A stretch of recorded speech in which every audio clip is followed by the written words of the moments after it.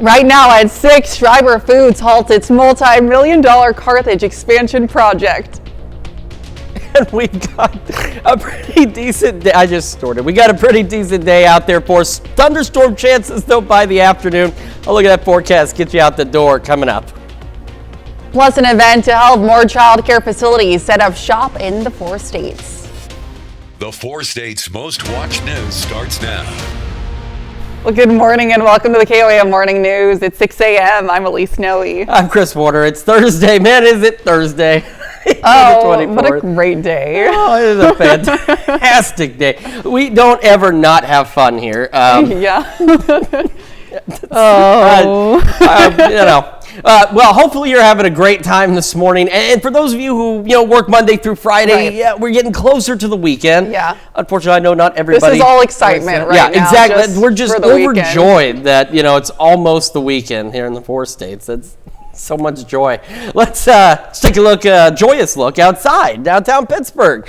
It's looking pretty good this morning. Again, we do have some clouds out there this morning. They'll begin to break up a bit. We'll start to go partly cloudy through the morning hours and into the afternoon. MoDOT camera 20th in range line looks good as well. So here's the future track. It is showing the partly cloudy skies into the afternoon hours across the region. Then once we get past about 2-3 o'clock, we're looking at isolated pop-up storms east of the 69 corridor, and that's where they will remain initially. And then after about 9-10, we'll get a thunderstorm complex working into parts of southeast Kansas, and that will have the potential for some strong to low-grade severe storms with hail and winds being the primary concern with any storms we see that do intensify tonight.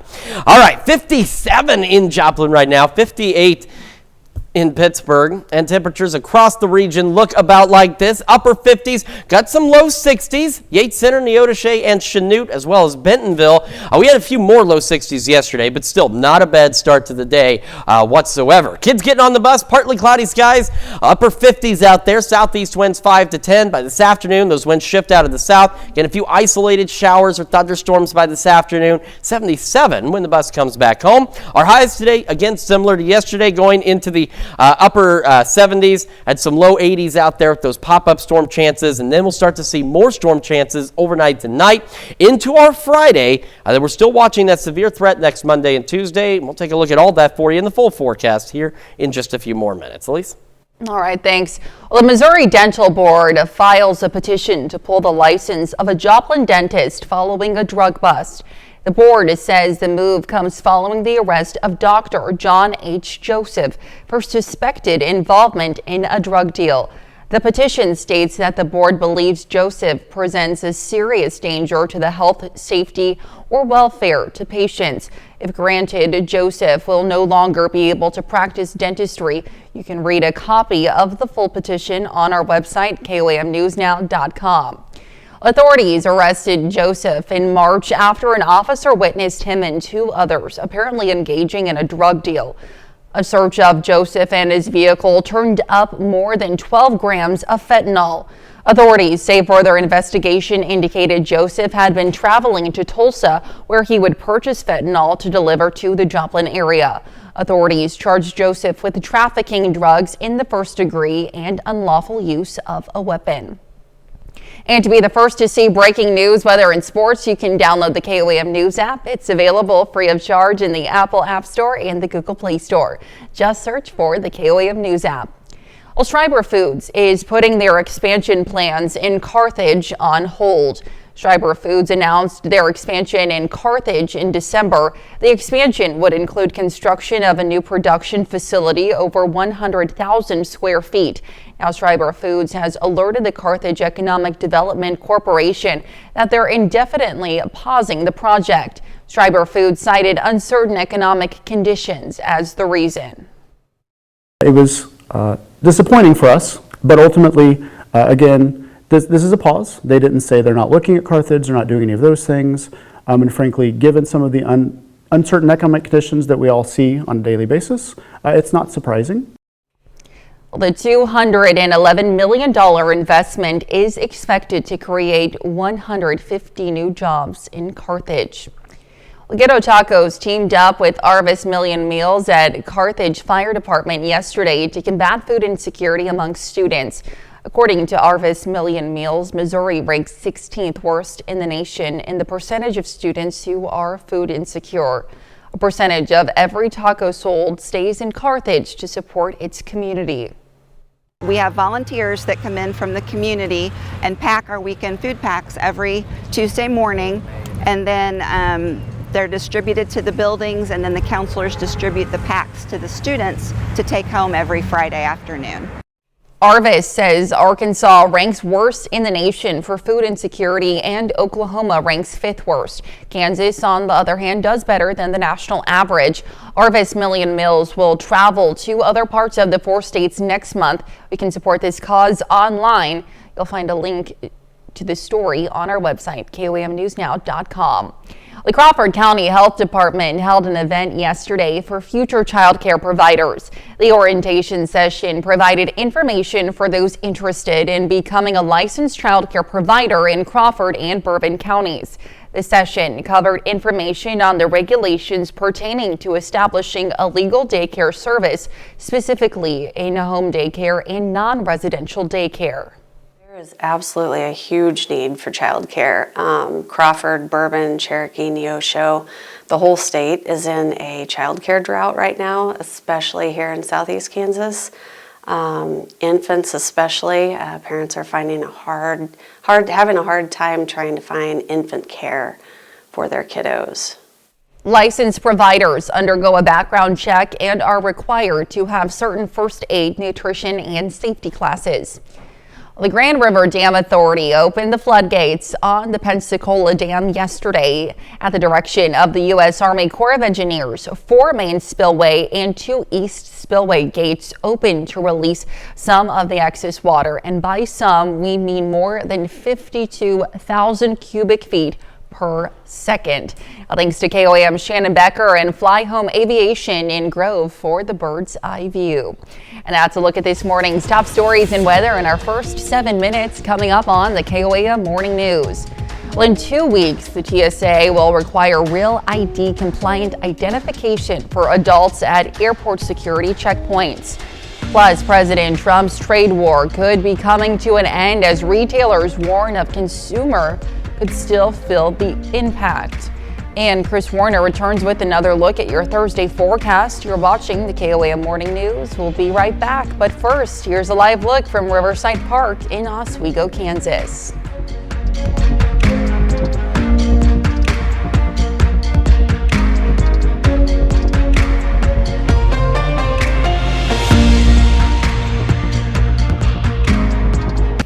Well, topping Nation Watch this morning. Uncertainty is the key word impacting businesses lately, and that's according to a new survey of businesses released by the Federal Reserve.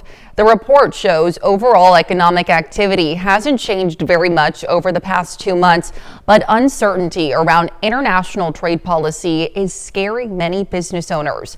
As a result, they are putting off long-term plans and reeling in spending. One key area where this is notable can be seen in hiring.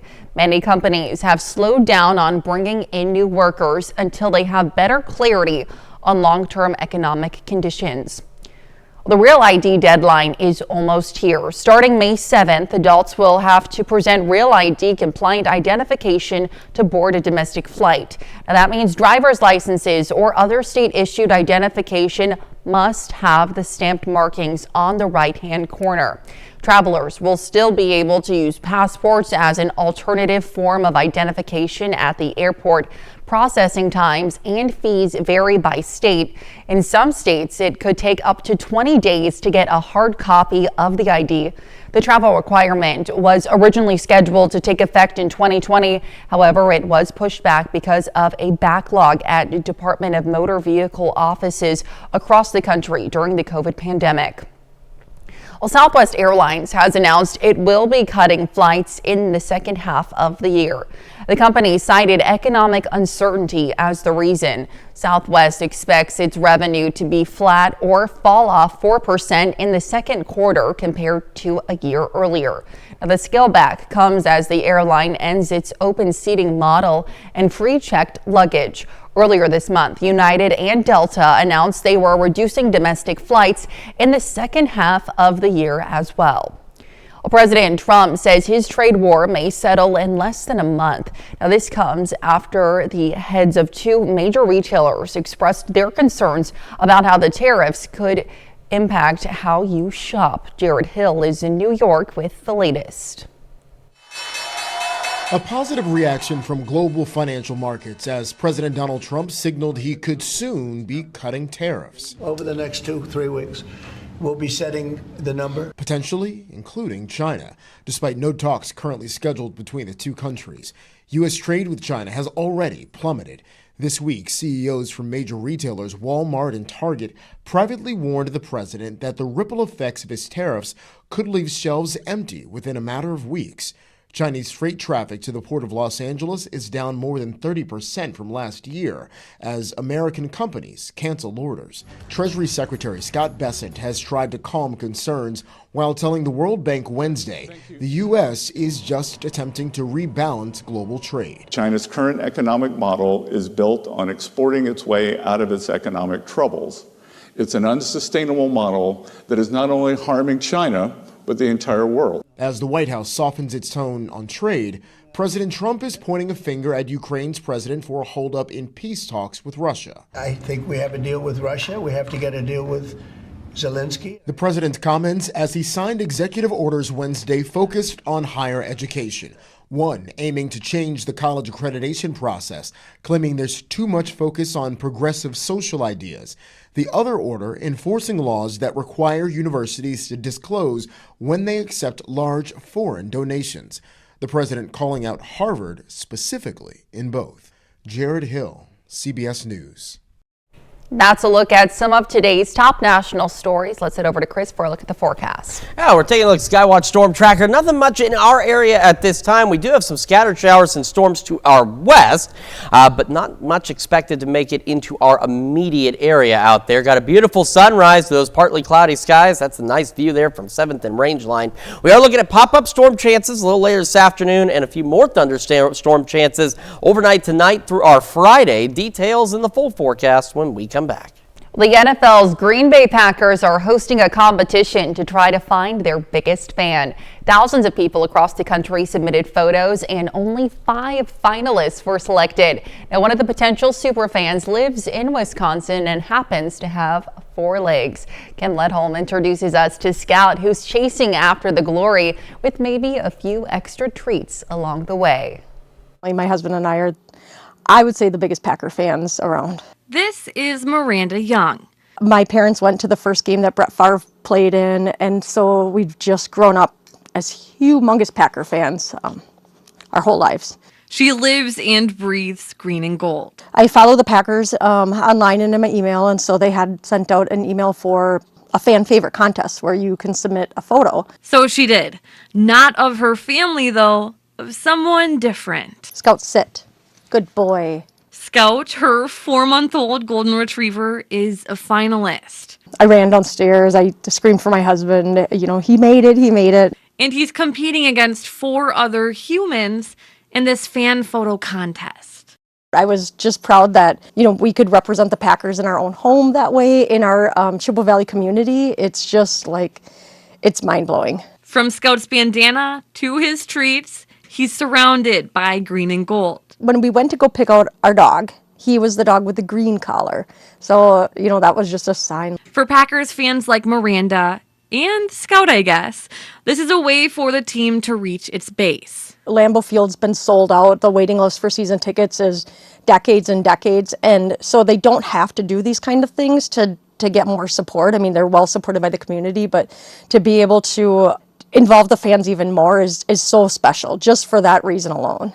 But it's also a way to show everyone how much they love the Packers, with a chance to become super fans officially by doing so.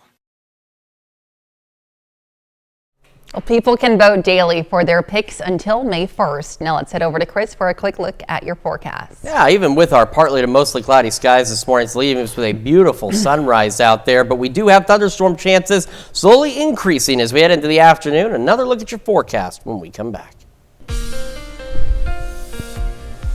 Welcome back to the KOAM Morning News, coming up on 622 on this Thursday morning. A quick reminder is our risk for some strong to low-grade severe storms overnight tonight into early tomorrow morning. Into southeast Kansas, we have a low hail risk and a low wind risk, fairly similar to what we saw yesterday. But thankfully, that risk got mitigated up north, and we really didn't see much yesterday. And that was thanks to storms that ended up firing up very rapidly just before about 11 o'clock yesterday morning around Hutchinson and Wichita. And it kind of changed the dynamics of the atmosphere, because we're not dealing with a cold front at this point triggering any storms. We're just dealing with these waves coming through, and so it doesn't take much to upset that balance, and that's what ended up happening yesterday. So today, as it stands now, partly cloudy by noon, and as we head into the afternoon, winds will shift out of the south and east of the 69 corridor. We could start to see a few pop-up showers and storms. Not expecting anything widespread, and as you can see, not expecting a lot and not expecting anything severe out of that activity. Then we go late into the evening, about 9-10 o'clock, we'll actually get thunderstorms rolling in to parts of Greenwood, Elk, Chautauqua counties just outside Yates Center, Fredonia by 10 tonight. These will push east, but by about 2-3 a.m. they will reach the I-49 corridor and they kind of die out. And that's going to be our first window for some strong, low-grade severe storms. The second window starts right behind that with a bigger complex of showers and storms. So by 5 o'clock tomorrow morning, from Nevada through Fort Scott, Parsons, Coffeyville, down toward Bartlesville, we'll have additional showers and storms. And again, a couple of these could be strong, low-grade severe, but not expecting anything significant. By 7 a.m., that line of storms now just on the backside from Stockton, Monette down to Cassville, it's on its way out. But right behind it is a third batch that's expected to develop, but those first two should work over the atmosphere in terms of energy for thunderstorms. And we'll probably still get thunderstorms, but they won't be nearly as many of them. They won't be as numerous in coverage, but we'll get some scattered showers and storms by noon, right in between the 69 and I-49 corridors out there. And as we head into the afternoon on our Friday, they begin to clear on out and will dry out until we see additional storm chances by Saturday evening. So there's our low risk today. Otherwise, just scattered thunderstorms the next couple of days. Nothing severe is expected. Sunrise looks beautiful. We do have that mix of partly to mostly cloudy skies right now, but it, again, leads to a beautiful sunrise. Low 60s to start our day, low 70s by 11 o'clock this morning, eventually heading for highs into the upper 70s, some low 80s out there. South winds 5 to 10 miles an hour. Into the evening, again, a few isolated pop-up storms, and once we get about 9-10 o'clock, we'll see a few more scattered storms out there, back into the upper 50s tonight. A few scattered storms into Saturday and early Sunday, and then as we head into next week, we'll be watching for shower and thunderstorm development as we head into Monday afternoon and evening across the area. And these storms, especially late evening Monday into Tuesday, could be strong to severe. So we're going to have to watch these very closely because we're looking at strong, potentially severe thunderstorms overnight Monday into Tuesday morning. And then we may get little pauses here and there by the afternoon, but by the late afternoon, early evening, new thunderstorms expected to develop along this boundary. And those could be strong to severe as well, and they could last into very early Wednesday morning before they begin to exit our area. So heading into Monday, we still have that severe risk. The possible here, there's a probable that's been added around the Kansas City metro area. It's been scaled back a little further to the west again, but the bulk of the area, Monday night into Tuesday, we are watching that severe threat, and then it will begin to shift east as we head into Tuesday with that line of redeveloping thunderstorms that could be strong to severe as well. So a lot to keep an eye on as we head into the weekend and the start of next week. 70s all the way through, near 80 or at 80 by next Monday, and a little cooler by next Friday with some scattered storms continuing from Wednesday into Thursday as well. Let's check your forecast. We're going to send it over to Elise now with Health Watch. All right, Chris, thanks. The financial cost of Alzheimer's and other memory conditions will reach $781 billion in the U.S. this year alone. Now, the estimate comes from a team at the University of California that plans to track the toll, including everything from medical care to lost earnings and costs for caretakers. More than 5 million Americans are living with dementia. Exposure to a bacterial toxin called colibactin could be triggering an increase in colorectal cancer in young people. Colibactin can alter DNA, and in an analysis of hundreds of cases, scientists at UC San Diego found it was 3 times more common for patients under 40 than in those diagnosed after age 70. The scientists believe the damage may happen within the first 10 years of life, but they don't yet know how children are being exposed or how to stop it. And a pill is showing promise to help young adults quit vaping. A clinical trial at Mass General Brigham found a drug already approved by the FDA for adults also helps teens and 20-somethings. Patients who took the drug Brelocline were 3 times more likely to quit than those who received behavioral counseling, like smoking. Vaping is associated with nicotine addiction, pulmonary inflammation, and heavy metal exposure. That's a look at some of today's top health stories. We'll be right back. Right now at 6:30, a major healthcare boost for Southeast Kansas that will help build a new primary care clinic. And take a look at this sunrise. It looks fairly pretty. It's a nice start to the day, but we do have thunderstorm chances building in this afternoon. A look at the forecast, get you out the door coming up. Plus, students in Neosho learn about DNA through simple experiments using strawberries. The 4 states' most watched news starts now. Good morning and welcome to the KOAM Morning News. It's 6:30. I'm Elise Snowy. I'm Chris Warner. It is Thursday. It's April the 24th, and so far we're making it through the week pretty well. Yes. We had, of course, those rough storms on Sunday, and 3 weeks ago we had those storms that rolled through Mountville, Nevada area. Thankfully, a little break. Unfortunately, almost like clockwork, as we head into the start of next week, we have another round of severe weather on the way, and we're starting to see our thunderstorm chances gradually increasing over the next several days as well. Let's start with that look outside downtown Pittsburgh. The sunrise, it looks nice. We've got partly to mostly cloudy skies, and these clouds will continue to thin a little bit for us out there. MoDOT camera 20th and range line looking back to approximately the west-northwest. Looks good as well, but you get another view of some of those clouds out there. On the future track, we are looking at partly cloudy skies by this afternoon, and then after about 2-3 o'clock, along and east of the 69 corridor, we could start seeing some pop-up showers and thunderstorms. Not anticipating anything severe, but we'll start to see those. And again, for most of the evening, they're going to be relatively isolated, and the better chances will be east of 69. But as we go overnight tonight, we get a batch of thunderstorms that'll roll through, pushing into southeast Kansas late this evening and into the overnight hours. And some of those could be strong to low-grade severe, with hail and then wind being the primary concerns with any of those stronger storms tonight. We're at 57 in Joplin right now, 55 in Pittsburgh. Temperatures this morning pretty close to yesterday. We had a lot more lower 60s than what we have now. We've got Neodesha, Chanute, and Bentonville in the 60s. Everybody else, though, upper 50s. So again, a pretty decent start to the day. Kids get on the bus, partly cloudy, upper 50s, southeast winds at 5 to 10. And when that bus brings them back home, again, some of those pop-up storms out there. Otherwise, partly cloudy, 77. And winds begin to shift out of the south at 5 to 10 miles an hour. Partly cloudy through the day. And again, east of 69, some pop-up storm chances out there. Highs today, similar to yesterday as well. Upper 70s, a few low 80s possible. As I mentioned, though, our thunderstorm chances continue through next week. And we do have that severe threat we're still watching for Monday into Tuesday. Details in the full forecast here in just a few more minutes. Elise? All right, we'll see you soon. Well, residents in Southeast Kansas will soon have a new location for health care. The Coffeyville Regional Medical Center Foundation received a $300,000 grant to go towards building an almost 16,000 square foot primary care clinic. Now, for the grant provider, James M. Cox Foundation, the effort serves as a way to benefit the community. At Cox, it's important to us that we are connecting our communities to the things that matter most. And that is not just internet, it's also healthcare, it's access to education, it's sustainability and conservation. And today we're really focused on that healthcare piece of it and giving people an opportunity to have a great experience, sometimes when it's, the most important time of their life. The new primary care clinic will serve not only Coffeyville, but more than 6 rural counties in Kansas. The new clinic should be complete by October of this year. Well, the Girard Public Library was the scene for Conservation Day, an afternoon event featuring fun and education for area kids. Events included a soil drainage activity, charades, a pollution river activity, and you heard this right, an edible soil activity.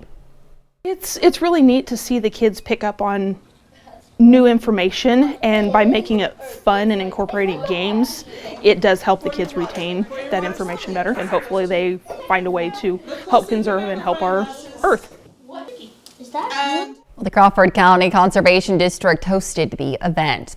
Well, you may have learned about DNA with a textbook, but how about a strawberry? Well, yesterday, students at Rise Elementary in Neosho got a chance to learn about science hands-on. Dr. Joseph Williams with Kansas City University in Joplin taught the young learners an experiment on how to isolate DNA from the fruit using household items. Now, he hopes students learn to be curious, ask good questions, and how science can relate to everyday life. Well, Springfield, Missouri is selected to host the national kickoff of America's Route 66 Centennial celebration next year. April 30th, 2026 is the anniversary of when a telegram was sent from downtown Springfield to Washington, D.C. requesting the new transcontinental road be named Route 66. The Missouri Route 66 Centennial Commission is preparing cities across Missouri for the celebration. Now, there'll be several events and activities with Missourians encouraged to get involved. The commission says Missouri is investing more than $1 million in these events and tourist attractions. Of all the applications we received, Springfield not only stood out because of the quality and the variety of events it was going to incorporate into a national kickoff, but it just had that wonderful connection to the birthplace of the road, and that just elevated it, and that's why we picked it. The kickoff concert featuring an unannounced A-lister will be held in Springfield's historic Shrine Mosque on the 20th. Now, it'll be live streamed around the world with cut-ins from Route 66 cities across the country. And that's a look at our top news stories coming up this half hour on the KOAM Morning News. Toyota goes greener with an $88 million boost to hybrid production of the new tariffs. And we have a warm and mostly cloudy day today. We'll have what to expect with Chris Warner in the Skywatch Weather Center. You're watching the KOAM Morning News. We'll be right back. But first, here's a live look from Riverside Park in Oswego, Kansas.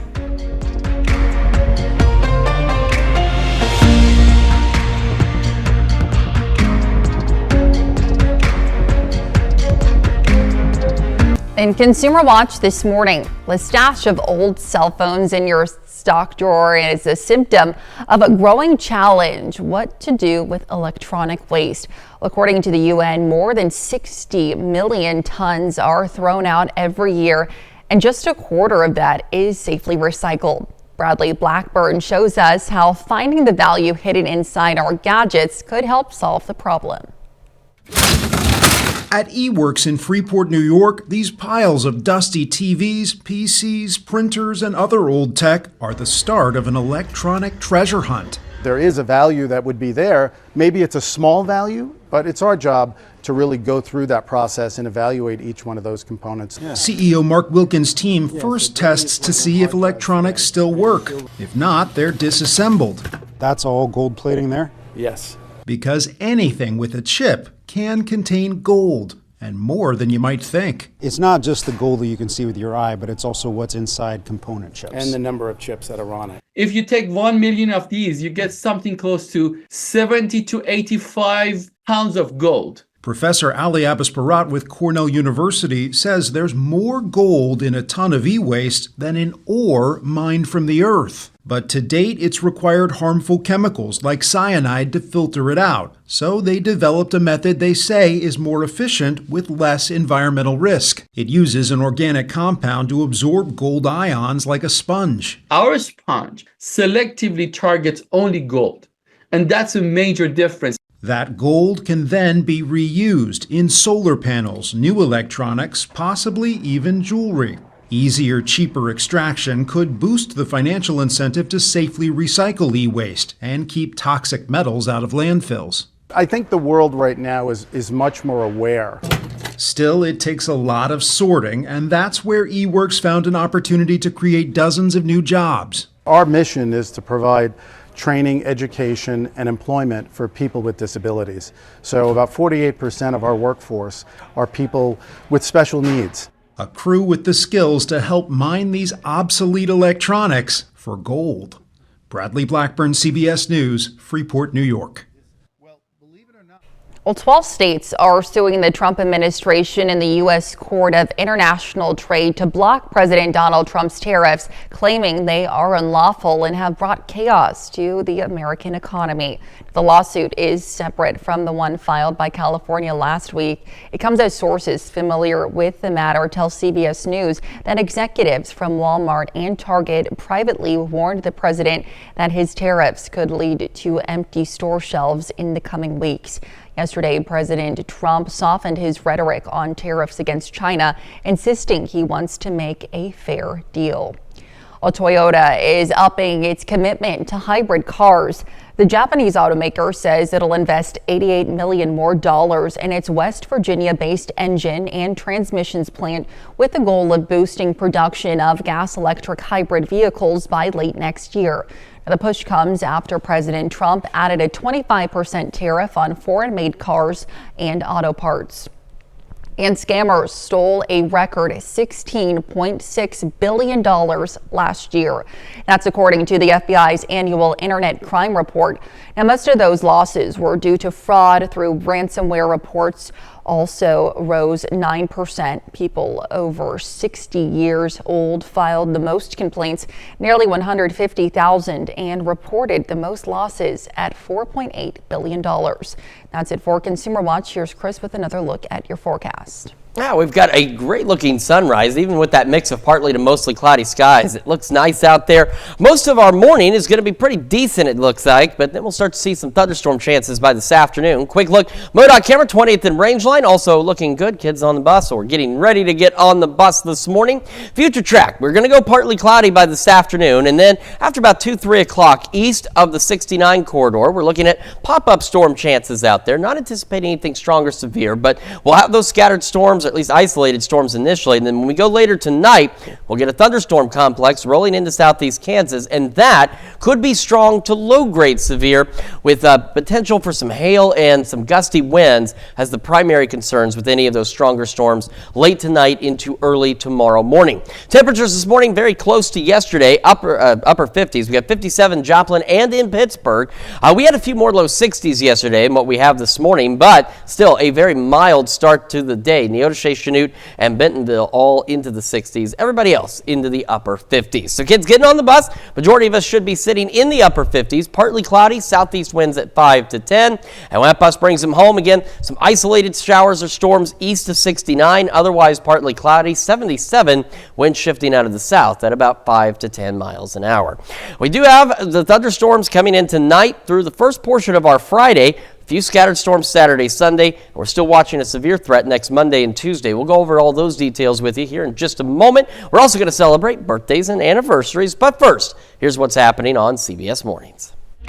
I'm Tony Nicopol. Coming up on CBS Mornings, Smokey Robinson, the music legend, will be live in studio to talk about his inspirational new album. It's called What the World Needs Now. And what I need now is coming out behind my desk to prove it's never too late to tackle something new. I tried to build my wife a house with my bare hands. You'll see how I did. That's coming up on CBS Mornings. All right, time for some Thursday birthdays here in the 4 states. We're going to start in Joplin with Aaliyah Ketcher celebrating birthday number 9. Says happy birthday with lots of love from Grammy and Papa. And in Kirkwood, a happy 12th birthday to Maya Lomshek. And in Cherokee, we've got Brianna Reynolds celebrating birthday number 16. It says we are all proud and love you. And a happy 30th birthday to Devin Heckard in Spring Hill. And we've got Robin Zorns in Riverton celebrating birthday number 33 today. Happy birthday. And a happy 90th birthday to Betty Coaster in Chanute. And in Columbus, Gene Hamilton celebrating another year wiser. Happy birthday, Gene. And last but not least, a happy birthday to Grace Davolt. All right, another great list of birthdays and anniversaries. And if you would like to celebrate with us, Elise has information you need to know. Yes, please submit your birthdays and your anniversaries to birthdays@KOAMNewsNow.com. Be sure to include those wonderful photos and messages to meet the deadline at the bottom of your screen and to also please include the date of your celebration when submitting as well. Of course, as always, very important information, and we've got some very important weather information for you this morning, starting with late this evening, as we're going to have some opportunities for at least some scattered storms, some of which could be strong, low-grade severe, with hail and gusty winds being the primary concerns with these storms. Now, this chance doesn't work in until about 9, 10 o'clock tonight. So let's look at the future track heading into the afternoon and evening. By noon, we're looking at partly cloudy skies. We should be dry through the morning hours. And then after we get past 2, 3 o'clock, along and east of the 69 corridor, roughly that zone and east, we're looking at some pop-up storm chances out there. Not anticipating any severe weather, but we will get a few scattered storms, be isolated and again mainly confined east of the 69 corridor initially. Then those will clear out, so we lose some daytime heating, but by tonight around 9-10 we get a complex of thunderstorms rolling into Greenwood, Elk, and Chautauqua counties, so just outside Yates Center and Fredonia, and these will push through. These are the storms, at least the first round, that could be strong, low-grade severe with some small hail and gusty winds. By about 2-3 a.m. they march off toward the east. By the time they get to the I-49 corridor, that first batch dies out. Then about 3 a.m. we get another round of storms here that begins to develop, and some of these again could be strong to low-grade severe initially, so we're not expecting anything significant, but this will bring more widespread shower and thunderstorm chances across the area. That complex rolling through to the east by 7 a.m. we're Stockton, Monette, Cassville, and it continues to roll off, and then right behind it about 9-10 a.m. another batch of showers and thunderstorms expected to develop out there. Not expecting anything strong or severe with these storms. We'll keep an eye on them, of course, but these will continue through the late morning into the early afternoon hours. They'll clear out, and the rest of our Friday will be relatively dry. We get that boundary through, and we get north winds on the backside of this. That does make it feel a little bit better out there. However, it's not our only chance of strong to severe thunderstorms. So again, today the low risk, and just a reminder for tomorrow into Saturday, no areas highlighted for a severe threat. We're just looking at this point at scattered storms.